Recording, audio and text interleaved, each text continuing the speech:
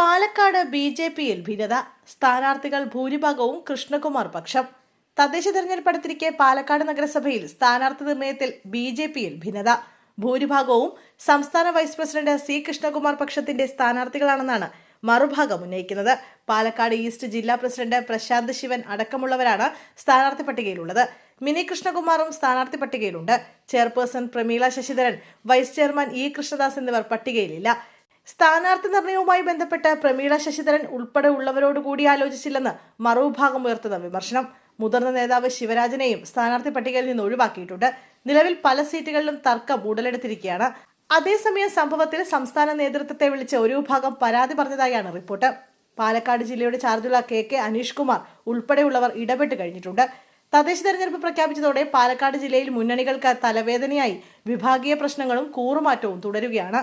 കടുത്ത വിഭാഗീയ പ്രശ്നങ്ങൾ പാലക്കാട് നഗരസഭയിൽ ബി.ജെ.പിക്ക് തിരിച്ചടിയുണ്ടാക്കുമ്പോൾ V4 പട്ടാമ്പിയിലെ ഒരു വിഭാഗത്തിന്റെ കൂറുമാറ്റവും കൊഴിഞ്ഞമ്പാറയിലെ വിഭാഗീയതയും LDF-ൽ പ്രതിസന്ധി സൃഷ്ടിച്ചിരുന്നു. അതേസമയം സീറ്റ് ചർച്ചകൾ പൂർത്തിയാക്കുന്നതിന് മുമ്പ് UDF-നുള്ളിൽ വിമത നീക്കവും സജീവമാണ്. ഗ്രാമപഞ്ചായത്തുകൾ, ബ്ലോക്ക് പഞ്ചായത്തുകൾ, നഗരസഭ, ജില്ലാ പഞ്ചായത്ത് എല്ലായിടത്തും സമഗ്ര ആധിപത്യമാണ് ഇടതിന്.